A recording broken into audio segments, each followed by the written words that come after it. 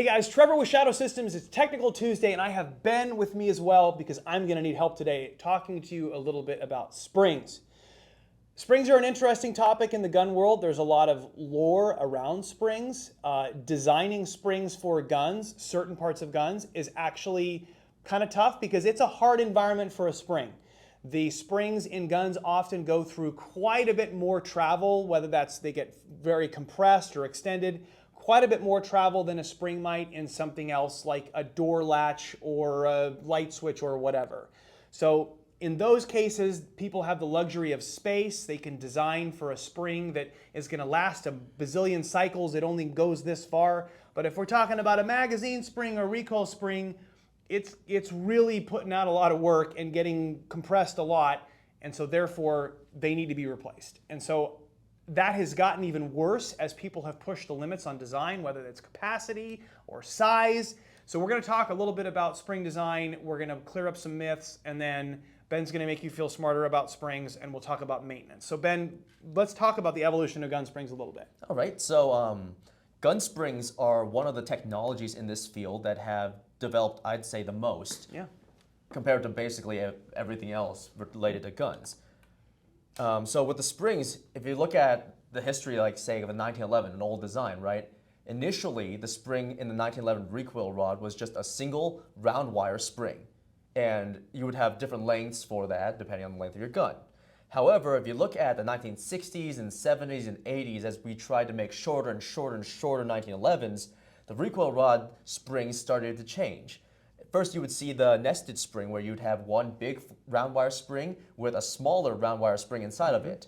And then after that, you started seeing flat wire springs. And then after that, nowadays, we've got a lot of these multi-stage springs that have 2 or 3 stages, depending on which model you're looking at, and they're ubiquitous. They're on basically every subcompact handgun, and they work really well, and they allow you to do certain things and get certain sizes for your handguns that were previously not possible. Right, and when he talks about two-stage spring, he's talking about like the spring in a CR920 where you have basically 2 separate sections on the same guide rod, separated in some way, in this case by like a shuttle cup.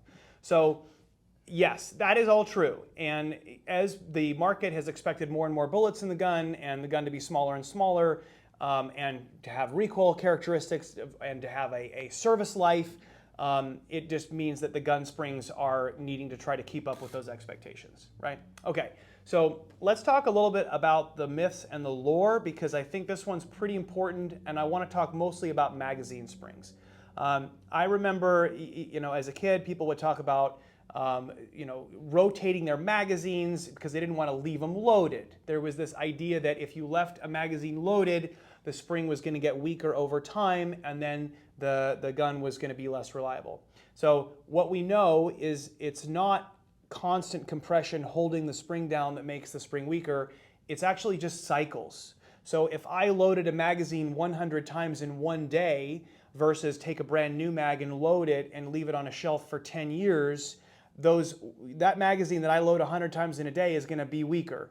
I remember, again, as a kid, reading about somebody who found their dad's World War I 1911 magazines in the attic, or great-grandpa's, I guess. They were 100 years old, loaded them and shot them, and they're fine. And so unless the magazine or the spring is subject to something else like corrosion or heat, it's fine for it to stay loaded, okay? That's a really important point.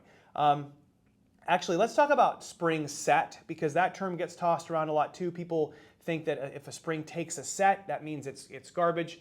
And the reality is that lots of springs in guns are actually set when they go in. So talk about that. What is spring set? So in the industry, typically springs are manufactured to a length that is longer than their design length, so that after they're compressed fully a couple times, they set to a design length. So the set is intentional. It happens very early on in the spring's life, and it's completely normal. Yeah, exactly. When springs are manufactured, you can choose whether or not to set them. And so if a spring manufacturer is setting the spring as part of their manufacturing process, after the spring is made, they actually compress it 2 or 3 times, and then it takes on its kind of like permanent design length. So don't interchange the word set with failure. Failure, from our perspective, is either obviously the spring fractures, or it's just that it's getting too weak to do its job, right? Yes. Okay. On that point, just again to add a little more knowledge out there, there's a few different materials that can be used for springs. We've talked about the shape of the wire with like a flat wire spring or a round wire spring. There's also different spring materials. The most basic one that you would hear about is probably music wire. It's maybe not as common as other materials, but it's still a good spring material. It's more prone to corrosion. Usually needs to be coated, right? Well, usually the three materials would be music wire, 17.7, and chrome silicons. So chrome silicon and music wire, they're carbon steels, so they will corrode. However, under normal use, unless you're going to expose them to the elements, they're still not going to rust. 17.7 is a little bit more corrosion resistant because it is a stainless metal. However, it is the weakest of the three, so it cannot survive as much stress as the other two before it starts to permanently deform.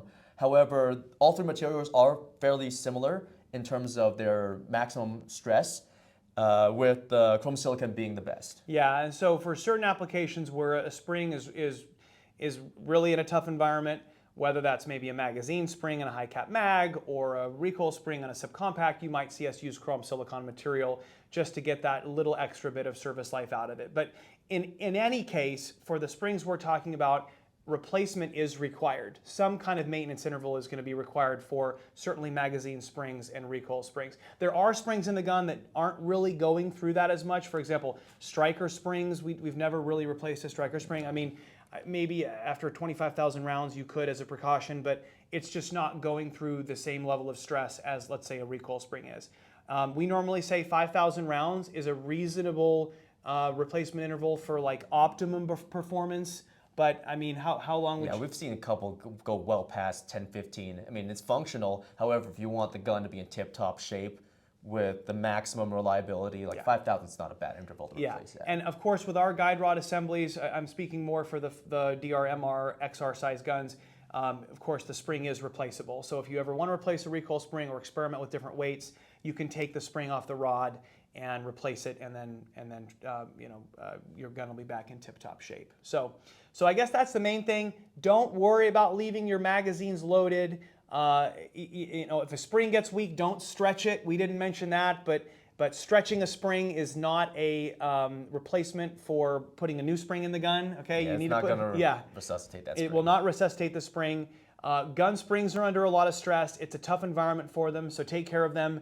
And frankly, with so many functions inside the gun being performed by springs, it's a really good idea to use top quality springs like we do and to replace them on a reasonable maintenance interval. So, all right. Well, that's what we got for this week. You are now well educated on gun springs, and we will see you next time.